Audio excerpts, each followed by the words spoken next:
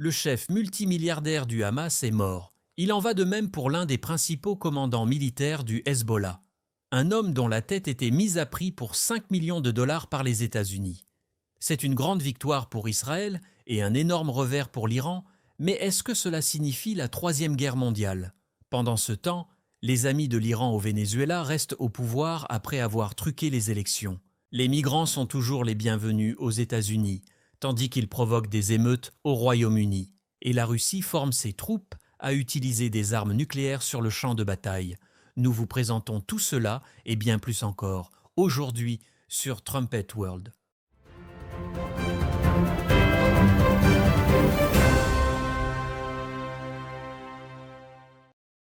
Le nouveau président iranien a été investi cette semaine, ce qui signifie que de nombreux clients terroristes iraniens se sont rendus à Téhéran pour se réunir, s'amuser, chanter mort à l'Amérique, et ainsi de suite. Mais pour Israël, l'investiture a été l'occasion d'éliminer une figure assez notable sur sa liste de cibles. Pour en apprendre plus, nous allons inviter notre correspondant qui s'occupe du Moyen-Orient, Mikhailo Zekic. Bienvenue Mikhailo. Merci de m'avoir invité. Bon, parlons d'Ismail Haniyeh, le président du Politburo du Hamas, essentiellement leur version d'un chef d'État. Il a été assassiné dans une chambre d'hôtel à Téhéran le matin du 31 juillet, en compagnie d'un de ses gardes du corps. Il était présent, comme vous l'avez mentionné, pour l'investiture du nouveau président iranien, Massoud Pezeshkian. Il n'était pas le seul représentant d'un groupe terroriste étranger, mais c'est lui qui a été ciblé. Cela a choqué beaucoup de monde, y compris les Iraniens. Ils ont même organisé ses funérailles en Iran, au lieu de le transporter en Cisjordanie, ce qui montre à quel point ils appréciaient son amitié et bien sûr son parrainage du Hamas. Reste à voir dans quelle mesure cela aura un impact sur l'influence du Hamas sur le terrain. Les spéculations vont bon train quant au contrôle qu'il exerçait sur Yahya Sinwar et tous les autres terroristes de la bande de Gaza. Mais pour le moment, le Hamas se retrouve essentiellement sans tête. C'est une réussite notable pour Israël. Ou bien on suppose qu'Israël est derrière tout ça. Comme vous l'avez dit, Israël n'a pas revendiqué cette action, bien qu'il ne le fasse pas dans chaque cas. Mais supposons que ce soit le cas. C'est une réussite des services de renseignement israéliens, car ils ont éliminé une figure de haut rang. Si j'étais chef d'un groupe terroriste, je réfléchirais bien avant de me rendre en Iran. Tout à fait. Israël n'a pas infiltré l'Iran depuis longtemps. Il y a quelques années, un scientifique nucléaire très célèbre a été tué par des assassins à moto. Israël a donc ses agents en Iran. Mais c'est un assassinat assez remarquable car il était de haut niveau, recherché depuis si longtemps et beaucoup apprécié par l'ayatollah lui-même. Haniyeh et certains de ses acolytes vivaient depuis longtemps au Qatar. Le Qatar n'est pas le pays le plus amical à l'égard d'Israël, mais Israël a promis aux dirigeants de ce pays qu'il n'assassinerait aucune de ses personnalités tant qu'elle se trouverait sur le sol qatari. Le problème, c'est que Téhéran n'est pas sur le sol qatari. Je pense que maintenant, l'on se demande que fera l'Iran. Il y a une bonne leçon à tirer ici concernant la diplomatie internationale. L'Iran est agressif, il est très belliqueux, il provoque tout le monde chaque fois qu'il peut, mais il suffit de lui tenir tête. Et si vous lui tenez tête, souvent l'Iran recule. Nous avons vu cela lorsque Donald Trump a tué Qassam Soleimani. Après, l'Iran a cessé ses provocations pendant presque tout le reste de son mandat. Et cela me rappelle cette déclaration du rédacteur en chef de la Trompette, Gérald Fleury. Les superpuissances ne peuvent survivre dans ce monde méchant et belliqueux sans la volonté de mener des guerres longues et difficiles. Tel est le monde réel dans lequel nous vivons. Les fantasmes n'y changeront rien. Si vous avez la volonté d'affronter une nation comme l'Iran de la manière dont Israël le fait, cela fonctionne souvent. Sous la direction de Netanyahou, Israël l'a démontré dans une certaine mesure. En s'opposant à l'Iran, en se défendant, on obtient des résultats. Voilà pourquoi tant de gens veulent se débarrasser de lui, car il montre au monde comment s'opposer au mal. Je pense que son exemple est assez condamnant pour les États-Unis, et c'est peut-être encore plus évident dans ce deuxième assassinat auquel vous avez fait allusion, car Haniyeh n'a pas été le seul dirigeant à trouver la mort cette semaine. À Beyrouth, Israël s'en est pris à un haut commandant du Hezbollah, un homme que les États-Unis recherchent depuis des années, offrant même une prime de 5 millions de dollars pour toute information sur sa localisation. Que pouvez-vous nous dire à son sujet, Mihailo ? Je crois que vous parlez de Fouad Choukr, qui a été assassiné dans la banlieue de Beyrouth. C'est un membre de longue date du Hezbollah. Il combat Israël depuis 1982, c'est-à-dire avant même la création du Hamas. En 1983, il a attaqué une base américaine au Liban lorsque le pays avait sombré dans une crise et beaucoup de forces internationales se trouvaient sur place. Son attaque a fait environ 45 morts, je crois. C'est un initié de longue date du Hezbollah. Il a été qualifié de bras droit du secrétaire général Hassan Nasrallah. Dans un discours prononcé mercredi soir, Benjamin Netanyahou l'a qualifié de chef d'état-major du Hezbollah. Il a été tué en raison d'une attaque terroriste samedi dernier lorsque le Hezbollah a attaqué un terrain de football civil où 12 enfants ont malheureusement trouvé la mort. Il s'agissait d'un quartier druze. Beaucoup de gens aiment présenter la guerre terroriste d'Israël comme une affaire de juifs. Dans le cas présent, il s'agissait d'un groupe arabe dont les enfants, des civils, ont été tués. C'est donc toute la nation qui s'unit. Israël n'est pas seulement juif. Au moment de l'enregistrement, Yoav Gallant, le ministre israélien de la Défense, a annoncé que Mohamed Deif avait été tué le mois dernier. Je suppose que la façon la plus simple de le décrire serait de dire qu'il était le principal commandant du Hamas à Gaza. Là encore, il est mort depuis environ 1 mois et demi, mais nous venons de l'apprendre aujourd'hui. Cela laisse un vide de leadership énorme à Gaza. Là encore, il reste à voir quel sera l'impact sur le terrain, mais lentement et sûrement, le Hamas perd 1 à 1 ses hauts gradés. Ce sont de bons points. Avant de passer à autre chose, je pense qu'il vaut la peine de réfléchir à cette attaque contre la communauté druze, où 12 enfants ont perdu la vie, car il s'agit de la plus grande attaque contre des civils depuis le 7 octobre. Et je pense que ce qui ressort de toutes ces histoires, c'est l'échec des grands médias. Cette semaine, nous avons lu les nécrologies typiques qui paraissent chaque fois qu'un islamiste meurt. Par exemple, qualifier un terroriste de religieux austère. Autrement dit, ils ne font pas mention des nombreuses atrocités commises. En ce qui concerne l'attaque contre les Druzes, j'ai suivi certains reportages à ce sujet et j'ai été choqué par certains d'entre eux. Par exemple, le Washington Post, en particulier, a titré « Les attaques à Gaza et sur le plateau du Golan font plus de 40 morts, dont beaucoup d'enfants. » Vous lisez ce titre et vous avez l'impression que ce sont les Israéliens qui tuent les enfants, ce qui n'est pas du tout le cas. Tant de gens s'informent en lisant seulement les titres, plutôt qu'en lisant l'article lui-même, alors ils ne se rendent pas compte de la réalité des faits. Et je ne sais pas dans quel paragraphe on retrouve la vérité. Et puis il y a CNN. Cela m'a interpellé aussi parce que j'écris des titres. Nous sommes tous ici des journalistes. Nous essayons tous d'écrire des titres qui attirent les gens. Et nous nous efforçons à écrire des titres avec l'air le plus dramatique possible sans nuire à la vérité. Parfois, on passe beaucoup de temps à écrire un bon titre, mais j'ai l'impression que CNN a essayé d'écrire un titre aussi ennuyeux que possible, comme s'ils ne voulaient pas que les gens sachent ce qui s'est passé. Voici leur titre. Une vidéo montre la scène d'une attaque à la roquette sur le plateau du Golan contrôlé par Israël. Vraiment ? Juste des séquences vidéo ? C'est lunaire. Alors cela pose la question suivante. Pourquoi les grands médias ont-ils tendance à minimiser l'importance de la mort des enfants israéliens alors que la mort d'enfants palestiniens fait la une? Et si vous êtes sur les réseaux sociaux, vous verrez assez régulièrement des enfants qui ont été tués en Syrie ou dans d'autres conflits qui n'ont rien à voir avec Israël, dépeints comme s'ils étaient victimes d'Israël. Je pense que cela montre clairement qu'il s'agit d'un parti pris anti-Israël. Mais la grande question qui préoccupe tout le monde, surtout à en juger par la couverture médiatique de cette semaine, c'est si nous sommes au bord d'une 3e guerre mondiale. Ou au moins est-ce que nous sommes sur le point d'assister à une confrontation directe, une guerre directe entre l'Iran et Israël ? Eh bien, nous devrons attendre et voir, mais je crois que c'est très peu probable. En avril, l'Iran a envoyé son barrage de drones qui ont tous été abattus. L'Iran a essentiellement dit « Bon, nous nous sommes vengés et nous allons maintenant passer à autre chose ». Je crois que ces évolutions iront dans le même sens, et à en juger par la façon dont Israël a déjà riposté en attaquant l'Iran, le Hezbollah et certains de ses autres groupes, je pense que cela envoie un message assez clair qui fait peur à beaucoup de gens. Je fais allusion à ce que vous avez mentionné plus tôt, à savoir que le chef du Hamas peut se rendre à Téhéran, le cœur de la bête, le centre nerveux du mal, et quand même se faire tuer. Ou le numéro 2 du Hezbollah, ou tous ces autres types. Tous les chefs terroristes ont probablement compris le message, à savoir que si Israël veut vraiment tuer quelqu'un, il peut le faire en un clin d'œil. C'est probablement ce que pense Hassan Nasrallah. C'est probablement ce que pense Khalid Mashal, qui sera très probablement le successeur de Haniyeh au Qatar. C'est peut-être même ce que pense l'ayatollah s'il lui arrive de voyager à l'étranger. Je ne sais pas si Israël aura l'audace de tenter cela, mais c'est une possibilité. Et comme vous l'avez dit, une fois que l'on tient tête à l'Iran, ce régime commence à voir les choses de façon plus réaliste et il commence à être freiné. C'est vrai.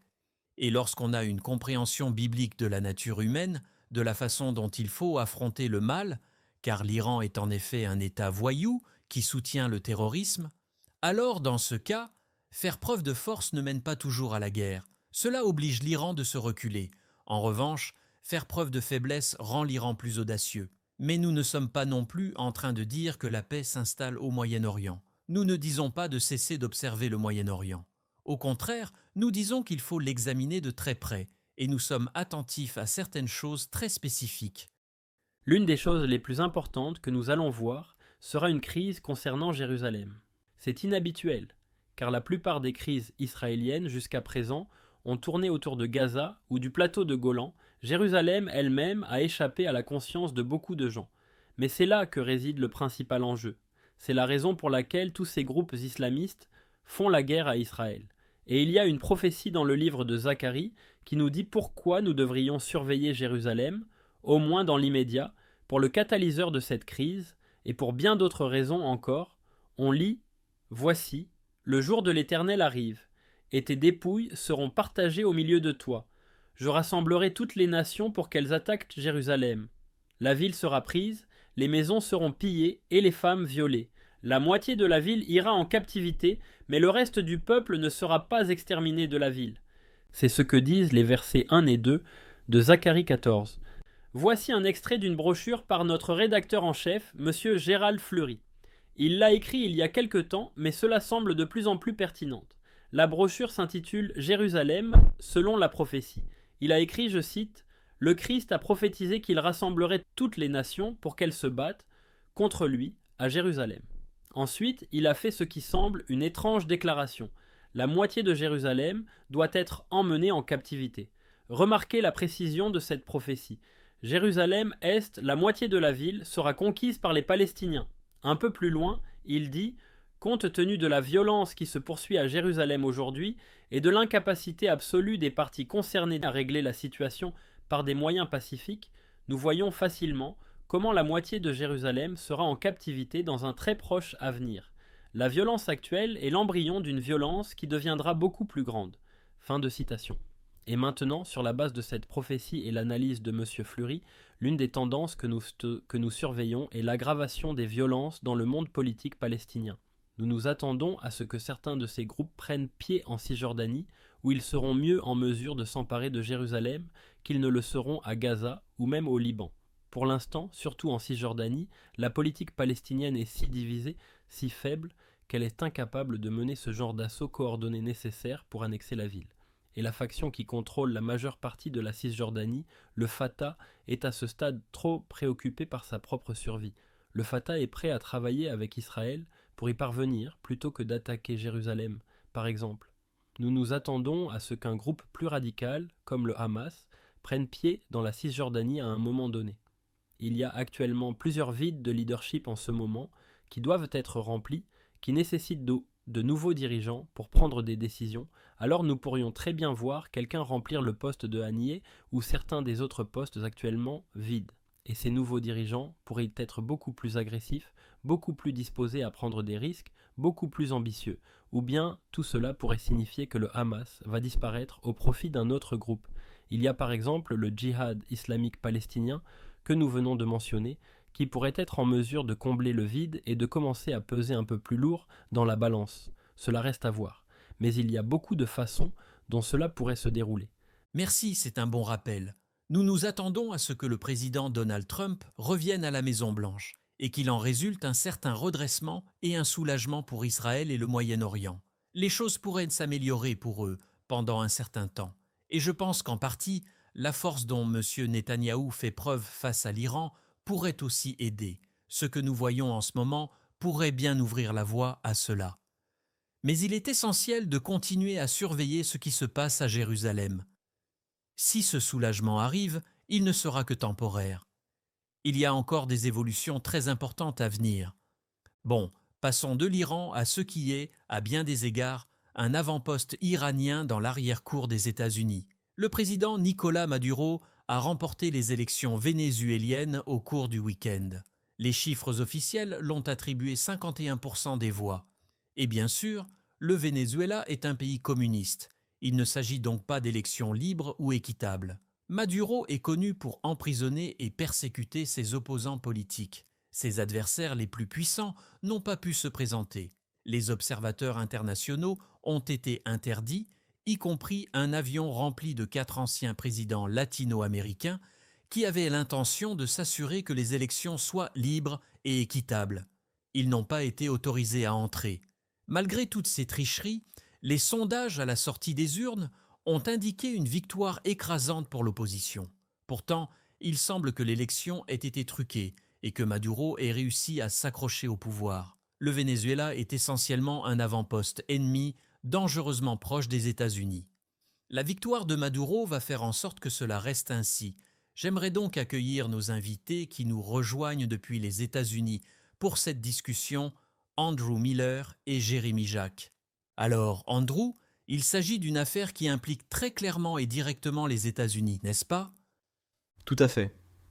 Je dirais même que l'on pourrait rejeter la faute de ce trucage des élections vénézuéliens sur l'administration Obama et l'administration Biden. Pour résumer, lorsque Donald Trump était président, le conseiller à la sécurité nationale John Bolton a déclaré catégoriquement que le Venezuela, Cuba et le Nicaragua constituaient ce qu'il appelait le troïka de la tyrannie. Ces 3 nations communistes d'Amérique latine travaillent ensemble contre les États-Unis. Alors, ce que Trump a fait pour essayer de défendre les États-Unis contre ces 3 pays, c'est qu'il a imposé des sanctions très sévères à chacun d'entre eux, surtout contre Cuba et le Venezuela. Le Cuba est un pays communiste depuis les années 1950, et sans le pétrole vénézuélien, il se serait effondré il y a des années. Il y a donc un accord entre les Cubains et les Vénézuéliens.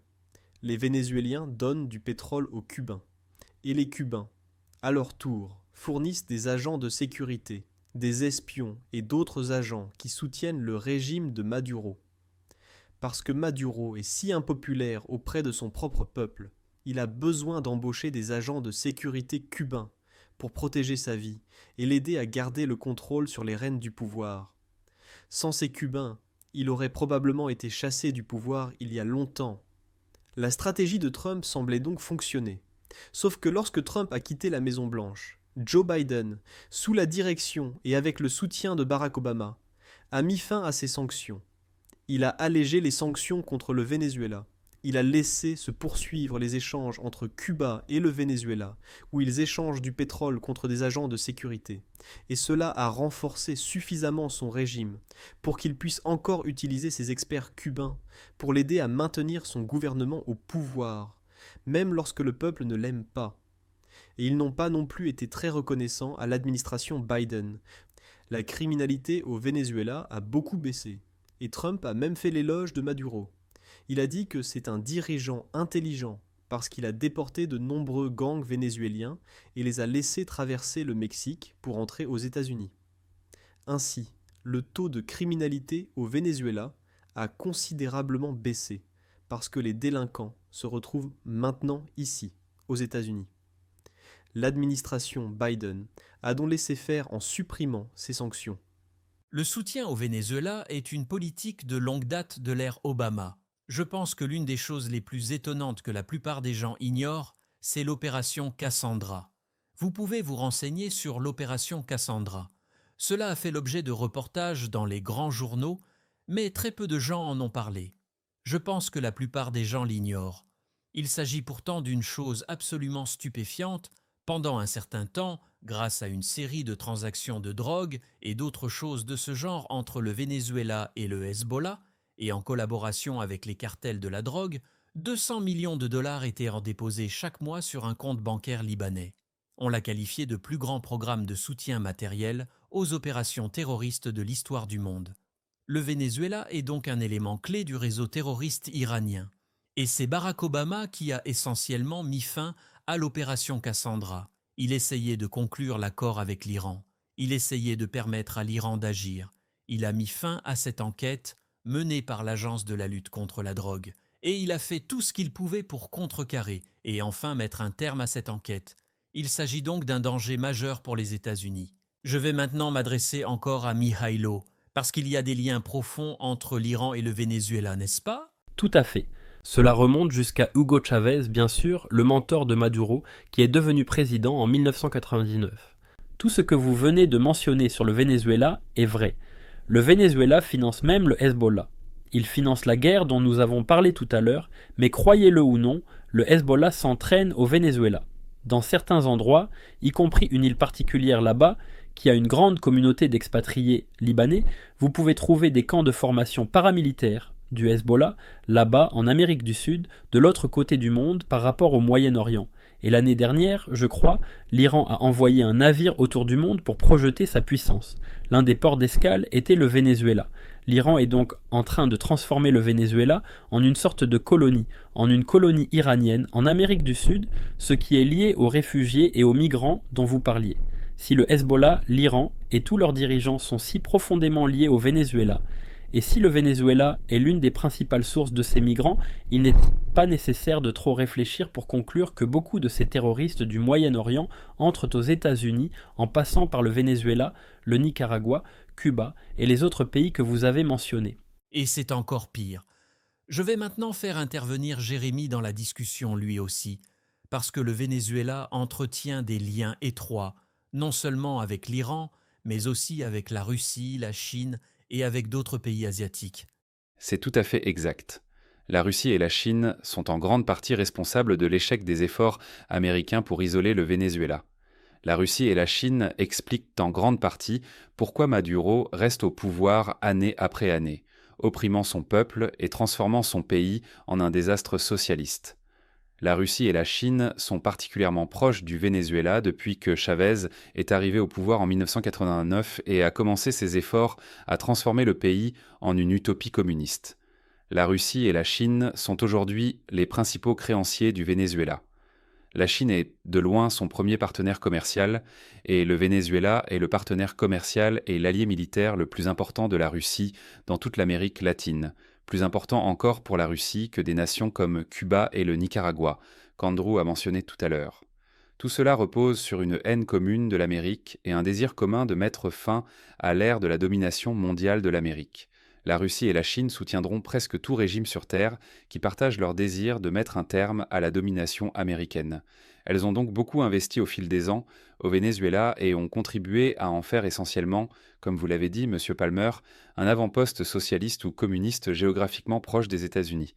Et c'est quelque chose d'incroyablement dangereux. Et je pense que nous pourrons y revenir un peu plus en détail.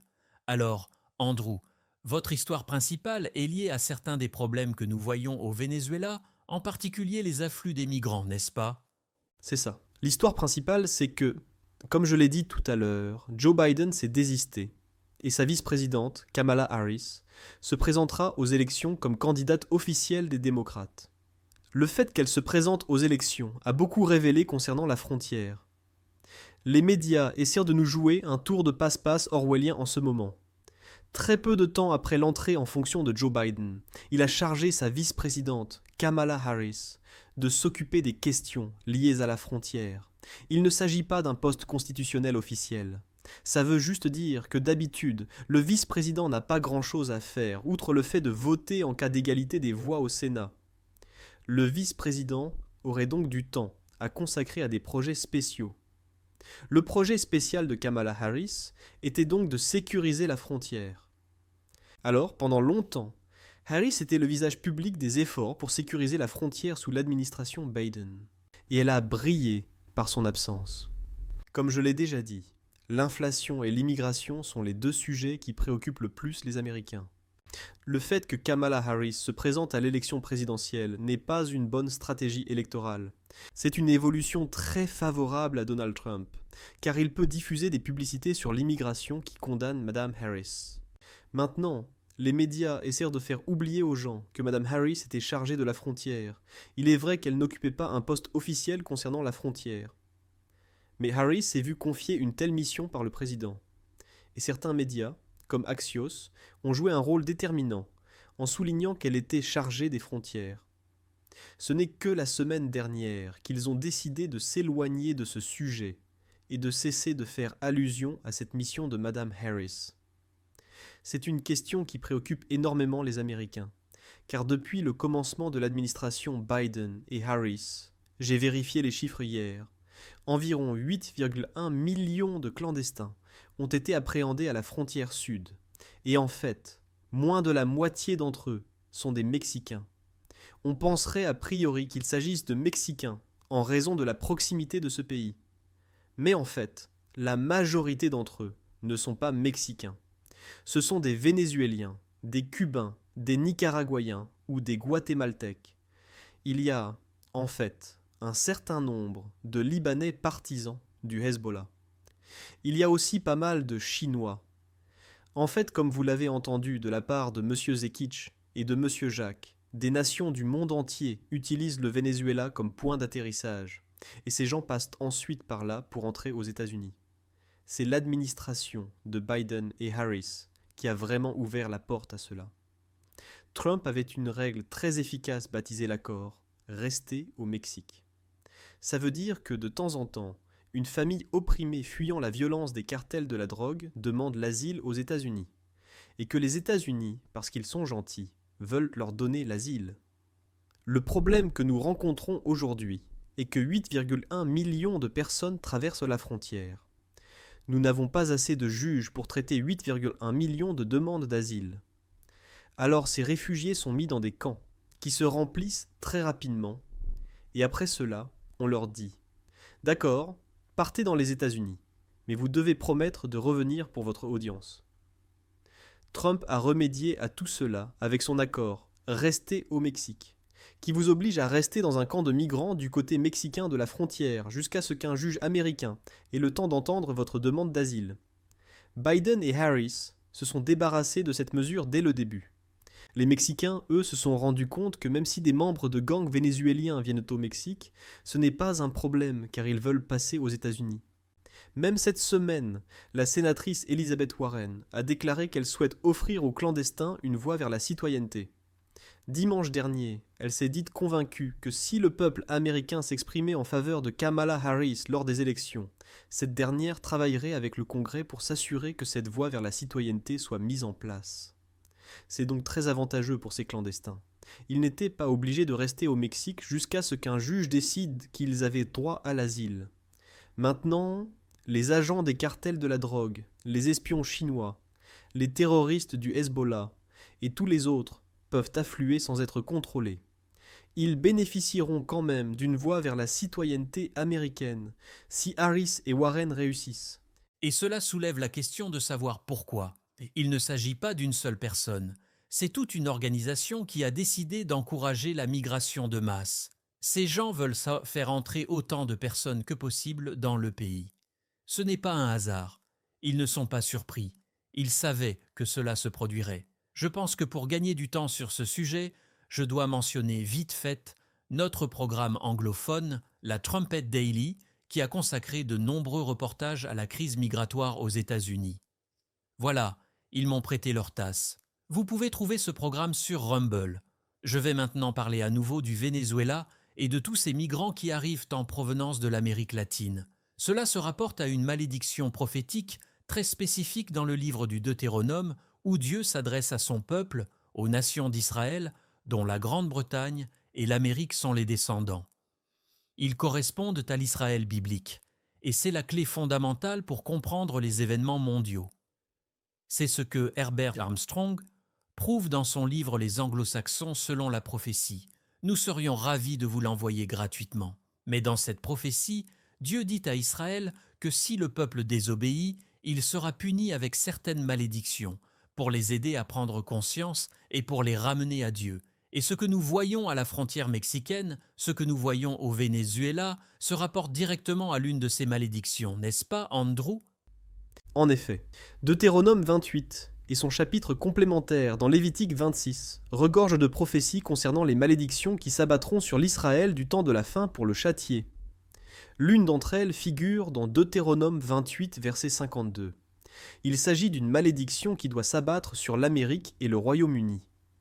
On lit « Elle t'assiégera dans toutes tes portes, jusqu'à ce que tes murailles tombent, ces hautes et fortes murailles sur lesquelles tu auras placé ta confiance dans toute l'étendue de ton pays. Elle t'assiégera dans toutes tes portes, dans tout le pays que l'Éternel, ton Dieu, te donne. » Et dans notre livre sur Ézéchiel, le rédacteur en chef, M. Gérald Fleury, fait quelques précisions sur ce passage. Il explique que l'expression « dans toutes tes portes » signifie les goulots d'étranglement de commerce international, les portes maritimes, comme le canal de Panama, le canal de Suez ou le détroit de Gibraltar. Mais l'expression « hautes et fortes murailles » est distinct.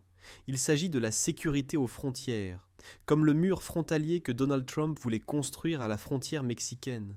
Il dit que ces murailles tomberont et que cela permettra aux étrangers et aux criminels du monde entier, pas seulement du Mexique, mais aussi du Guatemala, du Nicaragua, du Venezuela, de Cuba, de la Chine, de la Russie, du Congo et de divers pays du Moyen-Orient, d'entrer sur le territoire américain. Ils peuvent tous venir du monde entier et se rassembler au Venezuela ou au Mexique, puis passer la frontière. L'un des premiers ordres exécutifs de Joe Biden, dès le premier jour de son mandat, a été d'annuler le mur frontalier de Trump, de sorte que cette haute et forte muraille s'est effondrée dans le sens propre du terme. Et aussi, je ne sais pas si c'était le premier après-midi, mais peu de temps après, il a annulé l'accord dans le cadre duquel tout migrant devait rester au Mexique.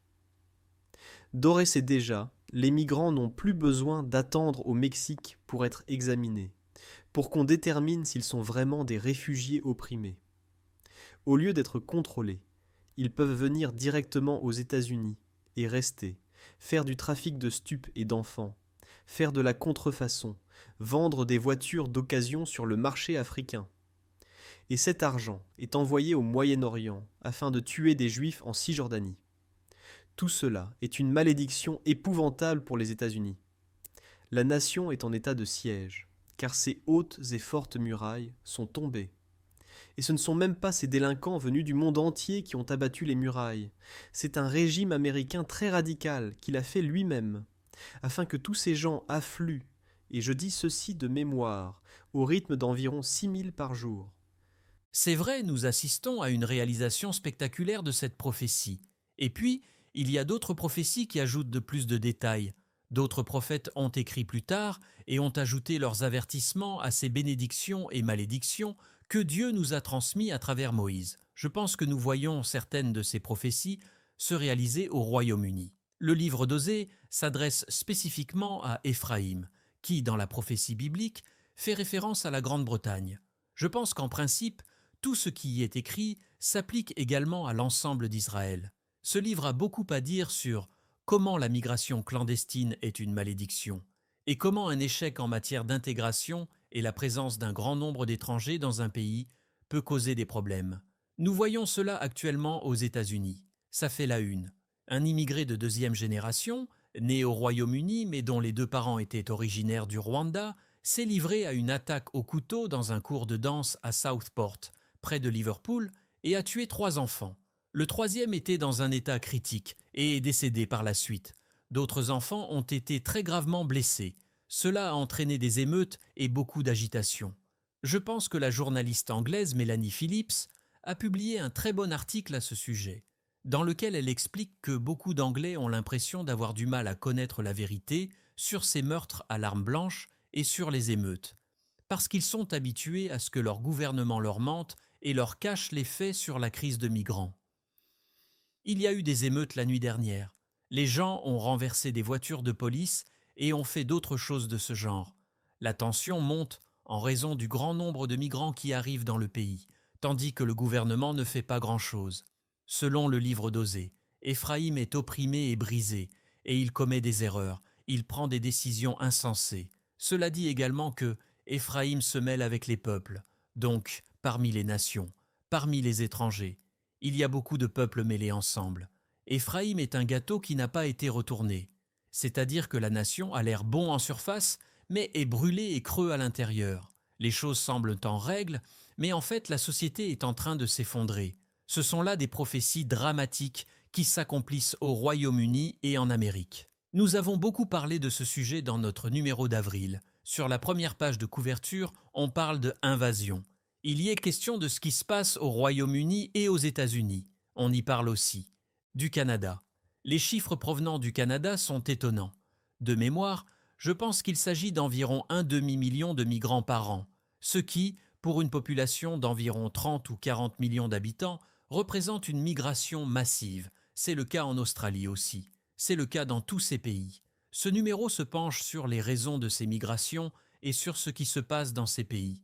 Mais compte tenu de ce que nous avons dit sur le Venezuela, j'aimerais également évoquer un dernier article par deux de nos écrivains, Andrew Miller et Jérémy Jacques.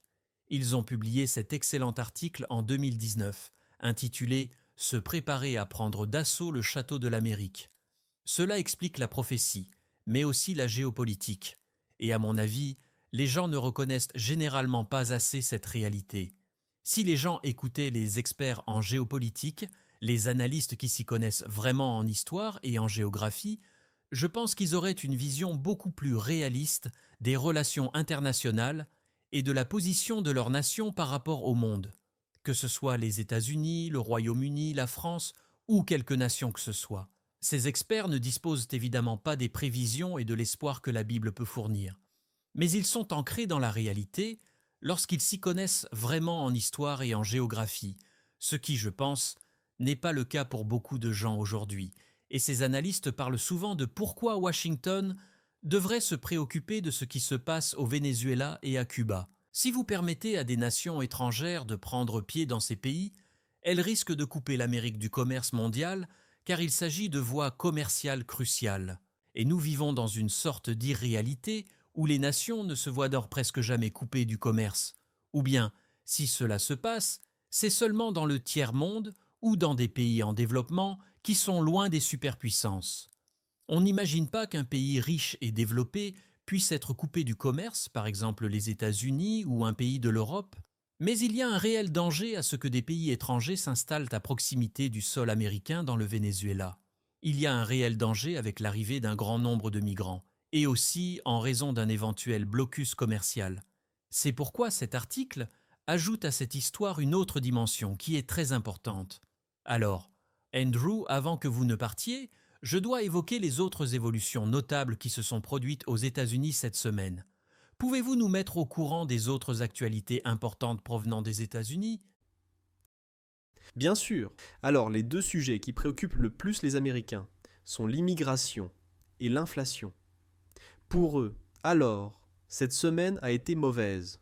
En plus de tous les problèmes d'immigration dont nous venons de parler, la dette nationale américaine a dépassé les 35 000 milliards de dollars cette semaine. Nous avons donc largement dépassé les 100% du produit intérieur brut. De nombreux experts financiers s'inquiètent de la dette nationale. Pourtant, le département du Trésor a estimé qu'il empruntera 1 300 000 milliards de dollars supplémentaires au cours des 6 prochains mois. La dette américaine ne cesse donc de croître. La masse monétaire augmente, ce qui aura pour effet de diminuer la valeur du dollar sur la scène internationale, ce qui signifie une baisse du pouvoir d'achat. En outre, les gens se posent encore beaucoup de questions sur la tentative d'assassinat de Donald Trump. Nous avons encore des audiences au Congrès à ce sujet. Cette semaine, le directeur adjoint du FBI a été auditionné et a dit qu'il ne pouvait pas en dire trop sur les comptes de Thomas Crooks sur les réseaux sociaux, sauf qu'il semble avoir exprimé des opinions antisémites et anti-immigration. Ensuite, le PDG du réseau social Gab a fait quelque chose d'assez inédit. Il a publié des captures d'écran du compte média de Thomas Crooks, révélant ainsi que le FBI mentait au Congrès. Même Elon Musk a déclaré qu'il semblerait que le FBI avait menti. Pas tous les messages de Thomas Crooks n'ont été révélés, mais d'après ce que nous avons vu, les messages étaient favorables aux actions de Joe Biden en matière d'immigration. Donc, si ce compte appartient vraiment à Thomas Crooks, et le FBI a déclaré que c'est bien le cas, alors nous savons qu'il n'affichait pas un sentiment anti-immigration. Monsieur Crooks soutenait tout ce que Biden avait fait, tous les décrets qu'il avait pris en matière d'immigration. Cela montre que, même si des questions demeurent, L'homme qui a essayé de tuer Donald Trump était un radical de gauche, plutôt favorable à Biden, qui n'aimait évidemment pas la position de Donald Trump sur l'immigration. Par contre, il a affiché un fort soutien aux mesures de Joe Biden en matière d'immigration. Très bien, nous commençons et nous terminons en parlant de l'immigration. Merci Andrew. La dernière région du monde dont nous devons parler est l'Asie. Alors, Jérémy, pouvez-vous nous mettre au courant des dernières évolutions importantes dans cette partie du monde ? Bien sûr. Tout d'abord, une brève histoire sur la Chine qui, a priori, laisserait penser que la Chine réduit son soutien à la guerre russe contre l'Ukraine. Mercredi, les Chinois ont imposé des contrôles à l'exportation sur les drones et les pièces détachées de drones, dont la Russie dépend beaucoup pour poursuivre sa guerre en Ukraine. Cela peut sembler une bonne nouvelle pour ceux qui réclament l'isolement de la Russie. Mais en réalité, il s'agit d'un geste insignifiant qui ne changera rien. Tout ce que cela signifie, c'est que ces drones chinois seront exportés vers une société écran, probablement au Kazakhstan, qui les expédiera ensuite vers une autre société écran quelque part en Turquie ou en Malaisie. De là, la Russie pourra acheter cet équipement sans problème. Cela ajoute peut-être quelques roubles au prix initial, mais le matériel reste tout aussi accessible à la machine de guerre russe. Il s'agit donc d'une autre situation dans laquelle la Chine tente de se présenter comme neutre dans la guerre, du moins dans une certaine mesure. Elle le fait principalement pour éviter de ruiner ses liens avec l'Europe. Mais la Chine est loin d'être neutre. En réalité, la Chine est bien placée pour porter un coup dévastateur au complexe militaro-industriel russe. Mais au lieu de cela, elle ne cesse de faire tout ce qu'elle peut en coulisses pour alimenter la machine de guerre russe. Puis, parlons de deux petites histoires dans ce que l'on pourrait appeler les dossiers de l'hypocrisie russe. Le général russe chargé de la lutte contre la corruption a été arrêté cette semaine pour avoir accepté des pots de vin. Et aussi, la commissaire de Poutine aux valeurs familiales a quitté son mari cette semaine. Son mari était un prêtre, et elle l'a quitté pour avoir une liaison avec un milliardaire russe. Et puis, comme si ces histoires ne suffisaient pas, un porte-parole du gouvernement russe s'est exprimé mercredi, et dans un ton cinglant, il a condamné l'assassinat par Israël du chef du Hamas. La Russie a déclaré qu'il s'agissait, je cite, d'un assassinat politique totalement inacceptable. Une fois de plus, la Russie, qui empoisonne ou défenestre tous ceux qui s'opposent politiquement au régime de Poutine, essaie de faire la morale à Israël en critiquant cet assassinat politique inacceptable du chef du Hamas. L'hypocrisie de la Russie a donc été très évidente cette semaine. C'est assurément un deux poids, deux mesures. Alors, nous avons commencé cette émission en parlant de la Troisième Guerre mondiale. Nous avons demandé si le conflit entre Israël et l'Iran pourrait nous y mener. Et maintenant, nous abordons à nouveau ce sujet. Nous allons parler du spectre d'une Troisième Guerre mondiale nucléaire. De quoi s'agit-il alors ? C'est que la Russie formera ses troupes à l'utilisation d'armes nucléaires tactiques sur le champ de bataille en Ukraine. C'est ce qu'a annoncé le ministère russe de la Défense mercredi. Le plan implique les soldats russes des districts militaires du sud et du centre. Ils seront formés à fixer les ogives nucléaires tactiques sur les missiles balistiques russes de type Iskander-M, à charger ces missiles sur divers avions, et enfin les pilotes seront formés à piloter ces avions de guerre lors de missions visant à lancer ces missiles sur leurs cibles. Il s'agit donc d'un entraînement complexe que suivent les soldats russes, et tout cela dans le but de se préparer à frapper l'Ukraine avec des armes nucléaires. Il s'agit d'armes nucléaires tactiques. Comme je l'ai dit, cela signifie qu'elles sont plus petites et moins puissantes que les armes nucléaires stratégiques. Elles sont conçues pour être utilisées sur un champ de bataille, dans une situation tactique, et non pour raser des villes entières comme c'est le cas avec les armes stratégiques. Néanmoins, nous pouvons être sûrs que les Européens sont profondément ébranlés par cet événement. Ce n'est que le dernier signe en date de la détermination de la Russie à conquérir l'Ukraine, et cela fait suite à plusieurs autres menaces de déployer ces armes. L'Ukraine se trouve, bien entendu, en Europe de l'Est. Elle est limitrophe des pays de l'Union européenne. L'agression russe a donc ébranlé et changé la perspective de nombreux Européens. Il y a quelques jours, le ministre polonais des Affaires étrangères a averti ses alliés européens que l'agressivité de la Russie, ainsi que les doutes entourant la fiabilité de l'Amérique, signifient que l'Europe doit changer plus profondément qu'elle ne l'a déjà fait. Ce ministre des Affaires étrangères a préparé un document de 5 pages qu'il a remis aux autres dirigeants de l'UE, soulignant que les nations européennes doivent être plus puissantes et plus unifiées sur le plan militaire. C'est donc un aspect essentiel de la guerre menée par la Russie depuis le début. Cette guerre terrifie les Européens et en particulier les Européens de l'Est. Et cette peur entraîne une militarisation accrue et une alliance européenne plus étroitement unifiée. Je pense que c'est un point important. Je ne sais pas si c'est dans le document dont vous parlez, mais j'ai vu un passage où le ministre polonais des Affaires étrangères a dit à la Hongrie « Vous devriez quitter l'UE et rejoindre la Russie ». Il dit essentiellement que l'Europe désire une armée commune. Elle cherche à s'unifier. C'est urgent qu'elle fasse beaucoup plus ensemble. Mais vous vous y opposez, alors quittez l'Union. C'est un point important. La Hongrie s'est décidément rangée du côté russe, pas toujours, car elle oscille entre l'Europe et la Russie. Et Orban est un proche allié de Poutine. Vous comprenez donc pourquoi un pays comme la Pologne dirait « Écoutez, si vous êtes le maillon faible et si vous nous empêchez d'être aussi unis que nous le souhaitons, vous devez quitter l'Union. » C'est aussi un excellent exemple de la façon dont ces évolutions poussent l'Europe dans la direction prophétisée. Il y a un grand nombre de prévisions très précises.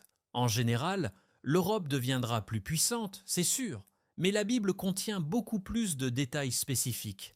L'une de ces précisions est que l'Union européenne passera de 23 à 10 nations. Ce n'est qu'un détail, et pas forcément le plus important. La Hongrie pourrait bien faire partie de ces 10 nations, ou peut-être pas. Mais le fait que la Pologne dise « Écoutez, nous avons besoin d'une Union européenne plus petite afin de répondre à l'agressivité russe », c'est une réalisation très spécifique de ce que nous attendons. Et il y a toute une série d'autres détails aussi. C'est exact. Et depuis le tout début de l'invasion russe de l'Ukraine en 2014, le rédacteur en chef de La Trompette, Gérald Fleury, a souligné la réaction de l'Europe face à la belligérance russe et à ses menaces nucléaires. Monsieur Fleury a dit qu'il souligne cela en raison de la prophétie biblique. Il a écrit un article en 2014 qui dit, je cite, « Nous prophétisons depuis environ 70 ans que l'Europe de l'Est deviendrait une partie vitale d'une nouvelle superpuissance européenne, une résurrection du Saint-Empire romain. La peur que vous voyez en Europe à cause des événements en Crimée amènera 10 dirigeants européens à s'unir de façon soudaine et spectaculaire et en accord précis avec la description biblique de cet empire européen. La nouvelle peur de l'Europe face à la Russie jouera un rôle majeur en accélérant l'accomplissement de cette prophétie. » Fin de citation. Donc alors que les soldats russes s'entraînent activement à frapper l'Ukraine avec des armes nucléaires, il est vital pour nous de continuer à surveiller la réaction de l'Europe. De nombreux Européens ont été ébranlés et nous devons comprendre que cette peur est en train de transformer l'Europe. Et quelle plus grande source de peur que les armes nucléaires? Je crois que j'ai vu, il y a quelques mois, des articles où on écrivait qu'il y a encore des malformations congénitales chez les moutons norvégiens à cause de Tchernobyl, qui était bien sûr un accident nucléaire en Ukraine. Alors, l'utilisation d'armes nucléaires, ou s'il y a des retombées nucléaires en Ukraine, cela pourrait touchera l'Europe tout entière. Si la Russie utilise des armes nucléaires en Ukraine, cela se propagera. Et bien sûr, les retombées de ces petites armes nucléaires ne seront pas nécessairement aussi étendues que lorsqu'un réacteur explose dans une centrale nucléaire. Il y a beaucoup de variables qu'il faut tenir en compte. Toutes les explosions nucléaires ne sont pas identiques, mais il est quand même évident comment cela pourrait répandre la peur. Les groupes de réflexion qui étudient les armes nucléaires sont particulièrement préoccupés par ces armes nucléaires tactiques, car elles semblent plus faciles à utiliser. Par exemple, si vous utilisez une arme nucléaire pour anéantir une ville entière, c'est bien plus grave, alors qu'il n'est pas aussi grave d'utiliser une arme nucléaire pour anéantir 100 chars d'assaut ou quelque chose comme ça. On craint donc que l'escalade ne soit facile, et ces experts, qu'ils aient raison ou non, ne manqueront pas d'en parler dans les capitales européennes. Ils ne manqueront pas de dire qu'il faut vraiment réagir. Quant aux missiles Iskander, je pense qu'il s'agit de missiles particulièrement effrayants, car ils sont des missiles balistiques à portée intermédiaire qui peuvent porter une ogive nucléaire. Ces missiles ne peuvent pas frapper n'importe où sur Terre. Ce sont les missiles balistiques stratégiques qui volent au bord de l'espace. Ils sont assez impressionnants. Pourtant, ils mettent un certain temps pour atteindre leur cible. Les missiles comme l'Iskander, par exemple, atteignent leur cible beaucoup plus rapidement, ce qui signifie qu'il y a moins de temps pour prendre une décision, par exemple s'il faut riposter. C'est pourquoi je pense que ces missiles tactiques sont particulièrement effrayants. Alors, la Russie évoque certaines des armes qui inquiètent le plus les experts en armement. l'Europe réagit à la guerre en Ukraine depuis 2 ans. Des modifications importantes ont déjà été apportées.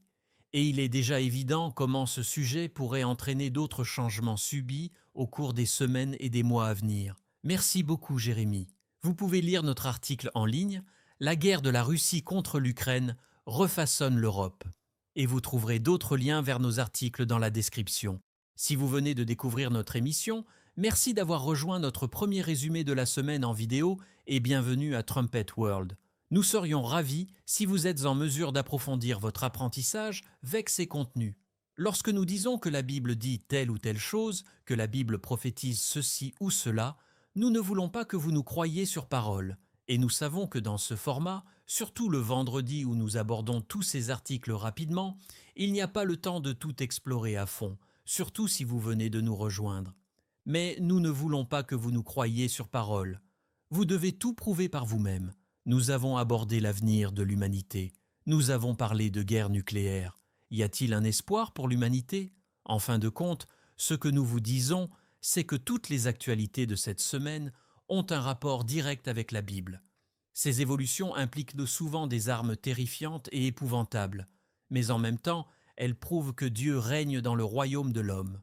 Elles prouvent que, en fin de compte, c'est Dieu qui contrôle tous ces événements et qu'ils se déroulent tous selon un plan. Et ce plan ne se termine pas par l'anéantissement de l'homme. En fin de compte, le monde en viendra à connaître Dieu, à comprendre les causes de tous les fléaux qui nous entourent.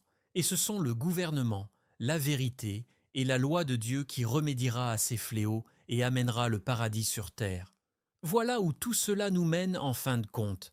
Et lorsque vous considérez toutes ces actualités de la semaine selon cette perspective, en comprenant que tout cela fait partie du plan de Dieu et de ses prophéties, il s'agit en fait d'une énorme source d'espoir.